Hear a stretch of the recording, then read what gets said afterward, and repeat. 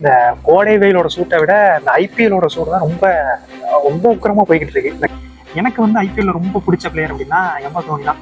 எந்த அளவுக்கு எம்எஸ் தோனியை பிடிக்கும் அப்படின்னா, அவர் இன்டர்நேஷனல் கிரிக்கெட்ல இருந்து வெளியே வந்ததுக்கப்புறம் இன்டர்நேஷனல் கிரிக்கெட் பார்க்கவே விட்டாச்சு. ஐபிஎல்ல அவருக்காக தான் சென்னை டீம்ல சென்னை மேட்சே பார்த்துட்டு இருந்தது. இந்த வருஷம் என்ன அப்படின்னா, ஒரு 4 மேட்ச் கண்டினியூவா சிஎஸ்கே வந்து தோத்து வந்துருச்சு. எவ்வளோ பெரிய டீம், அதுல சென்னை வந்து இப்படி ஒரு டீம் 4 மேட்ச் தொடர்ந்து தோக்குது அப்படின்ன உடனே எம்எஸ் தோனியோட டிசிஷன் தான் எனக்கு ரொம்ப பிடிச்சிருச்சு. என்ன அப்படின்னா, 4 மேட்ச் தோத்துருச்சு, ஆல்மோஸ்ட் அவர் ரிட்டையர் நோக்கி வெளியே போய்கிட்டு இருக்காரு, ஸ்டெப் பை ஸ்டெப்பா வெளியே வந்துகிட்டு இருக்காரு. ஆனா அவர் விளையாண்ட ஒரு டீம் வந்து ரொம்ப தட்டுக்கிட்டு நிற்கும் போது அதை நம்ம டேக் கேர் பண்ணணுங்கிற ஒரு உறுதி எடுத்துக்கிட்டாரு பாருங்க. அது எத்தனை பிளேயர் வந்து அந்த எடுப்பாங்க அப்படிங்கிறதா தெரியாது. அந்த கட்சி வந்து உண்மையிலேயே தோனிக்கு மட்டும் தான் இருக்கும்.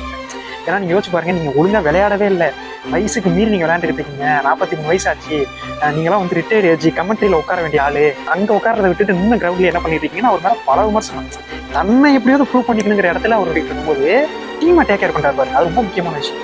அப்ப இறங்கி இந்த டீமை வந்து எப்படியோ மெயின்டைன் பண்ணுங்கிற ஒரு எண்ணத்தோட உள்ள இறங்கினது மட்டும் இல்லாம ஃபர்ஸ்ட் மேட்ச் தோல்வியா இருந்தா கூட 2வது மேட்சை வியக்கிற அளவுக்கு அவரோட பெர்ஃபார்மன்ஸை கொடுத்து அந்த டீமை ஜெயிக்க வச்சிருக்காரு அப்படின்னா, அதெல்லாம் வந்து தோனிக்கே உரிய உள்ள டேலண்டா இருக்கும். அதெல்லாம் அது எனக்கு ரொம்ப பிடிச்ச விஷயம் என்ன அப்படின்னா, அப்துல் கலாம் வந்து நிறைய பேசியிருப்பாரு இந்த லீடர்ஷிப் பத்தி பேசும்போது 2 விஷயம் தான் சொல்லுவாரு.